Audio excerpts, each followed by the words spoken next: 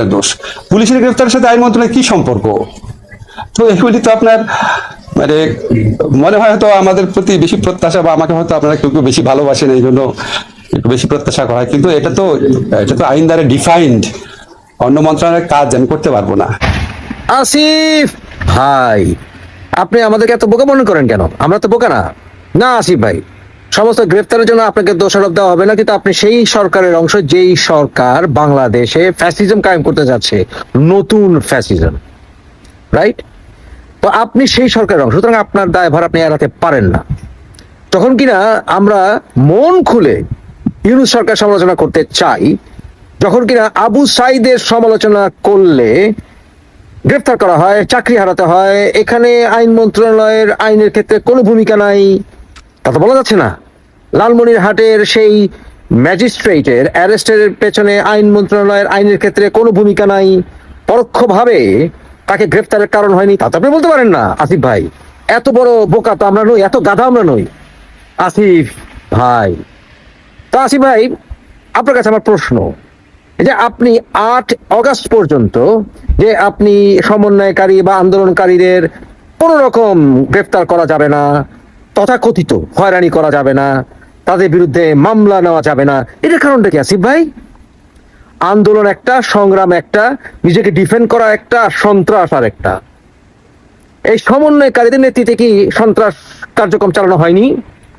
আওয়ামী লীগের নেতারা, কর্মীরা, এমনকি সরকার অনেকেই ভয়ঙ্কর কাজ করেছে, তার জন্য গ্রেফতার করেন, বিচার হোক, সুষ্ঠু বিচার হোক, কিন্তু বিচার হতে হবে সুষ্ঠু বিচার। আপনি জামাতিদেরকে দিয়ে বিচার করাবেন এবং চাচ্ছে তাই ভাবে যাকে তাকে গ্রেফতার করার কারণ সৃষ্টি করবেন, এর জন্য আপনি দায়ী না, তা তো না আসিফ ভাই। ও ভাই আসিফ ভাই, রাইট? তাই এই যে জামাতের তাজুলকে আপনি চিফ প্রসিকিউটর বানিয়েছেন এবং তার ইচ্ছা মতো এখন গ্রেফতার করা হবে, হ্যাঁ, এবং বিচার প্রক্রিয়া চালানো হবে, এর পিছনে আপনার কোনো ভূমিকা নাই, তার নিয়োগের ক্ষেত্রে আপনার কোনো ভূমিকা নাই আসিফ ভাই, রাইট? এত বড় গাথা তো আমরা নই। আমাদের কি মনে করেন গবেট গধপ আইনটি খেলে আপনি পড়েছেন? আপনি যেতে আইন আমরা কম পড়ি নাই, বিশ্বে কম দেখি নাই সন্ত্রাস কাকে বলে। আপনাকে আমি মুফাজ্জল ইসলাম, ডক্টর মুফাজ্জল ইসলাম, আপনাকে আমি সন্ত্রাস আইন পড়াতে পারবো বসিয়ে, 1000 বছর আপনাকে আমি সন্ত্রাসের আইন পড়াতে পারবো আসিফ ভাই। আসিফ ভাই, আপনি আমাকে বলেন, এই যে আপনি বললেন 8ই অগস্ট পর্যন্ত তাদেরকে গ্রেফতার করা যাবে না যারা কিনা সংগ্রাম করেছে। আসিফ ভাই, কেউ যদি কোনো পুলিশ যদি বা কোনো ছাত্রলীগের কর্মী যদি কোনো গুন্ডা যদি এসে গুলি করে, হ্যাঁ, আপনি তার বিরুদ্ধে ডিফেন্ড করবেন এবং অসুবিধা নেই, তাদেরকে গ্রেফতার করেন অন্যায় করে থাকলে। কিন্তু থানায় ঢুকে পুলিশদেরকে হত্যা করা, এটা কি সন্ত্রাস নয়? নথিপত্র জ্বালিয়ে দেওয়া এবং নথিপত্র নিয়ে ভেঙে যাওয়া, অস্ত্র সেখান থেকে লুট করা এবং অনেক অস্ত্র এখনো ফেরত আসেনি, থানা জ্বালিয়ে দেওয়া, এগুলো কি সন্ত্রাস না?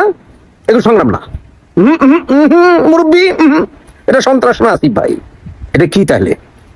এটা সন্ত্রাস, এবং এই সন্ত্রাস জন্য তাদেরকে অ্যারেস্ট করা হবে না, পুলিশ হত্যার জন্য বিচার করা হবে না, তা তো হয় না।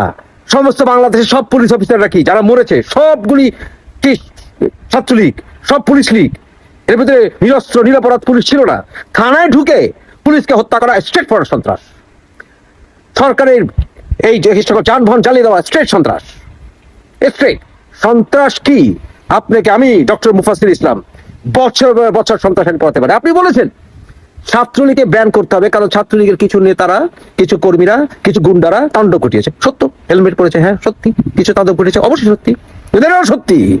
যে আপনি যাদের সঙ্গে গা ঘষাঘষি করে এখন সরকার চালাচ্ছেন, তারা 1971 সালে বাংলাদেশের স্বাধীনতা বিরোধী ছিল না? এবং ওই সকল স্বাধীনতা বিরোধীদেরকে গুরু মেনে শিবির এখনো রাজনীতি করে না? তাহলে তাদেরকে কেন নিষিদ্ধ করেন না? আপনি বলেছেন ছাত্রলীগকে নিষিদ্ধ করা এখন পপুলার ডিমান্ড, আপনাকে অপসারণ করা এখন সবচেয়ে বড় পপুলার ডিমান্ড আসিফ ভাই, তাই না? সুতরাং তাড়াতাড়ি পদত্যাগ করেন, দ্রুত পদত্যাগ করেন। আপনি হচ্ছেন একজন ফেইল্ড লোক। শুনেন আসিফ ভাই, বঙ্গবন্ধু শেখ মুজিবুর রহমানকে ডিলিট করা আপনাদের মেইন টার্গেট। যদি পিছনে ছবি টাঙিয়ে রেখেছে বঙ্গবন্ধু শেখ মুজিবুর রহমান, জিয়া রহমানকে ডিলিট করা আপনাদের মেইন টার্গেট। কারণ আওয়ামী লীগ হচ্ছে ব্রেকফাস্ট, বিএনপি হচ্ছে আপনাদের ডিনার, এই তো মেইন টার্গেট। বুঝি আপনাদের মেইন টার্গেট হচ্ছে স্বাধীনতার ফিলসফিকে, দর্শনকে, চেতনাকে ডিলিট করে দেওয়া। আওয়ামী লীগ বিএনপি এগুলো তো অজুহাত। ছাত্রলীগের সাথে, ছাত্রলীগের আপনি পরিষদের কথা বলেন, অসুবিধা নাই, ছাত্রলীগের ইতিহাসের সাথে বাংলাদেশের জন্ম জড়িত। ছাত্রলীগ আওয়ামী লীগের নাম ডিলিট করে বাংলাদেশের অস্তিত্ব থাকবে না। আপনারা চাচ্ছে স্বাধীনতার সেই চেতনাকে ধূলিসাৎ করতে। যতক্ষণ পর্যন্ত মুক্তিযোদ্ধা জিয়াউর রহমানের বিএনপি থাকবে, যতক্ষণ পর্যন্ত শেখ মুজিবুর রহমানের এবং ভাসানীর আওয়ামী লীগ থাকবে, ততক্ষণ পর্যন্ত আপনাদের এই পরিকল্পনা বাস্তবায়ন হবে না, আপনারা জানেন। এবং নতুন প্রজন্মকে বোকা বানানোর চেষ্টা করতে পারেন, এটা আমরা এখনো বলি নাই। আপনার মতো পাপের পরিচয়হীন এবং বংশ পরিচয়হীন মানুষ একটা পিএইচডি করে বড় বড় কথা বলতে পারেন, কিন্তু আমরা ইতিহাস বিসর্জন দেব না।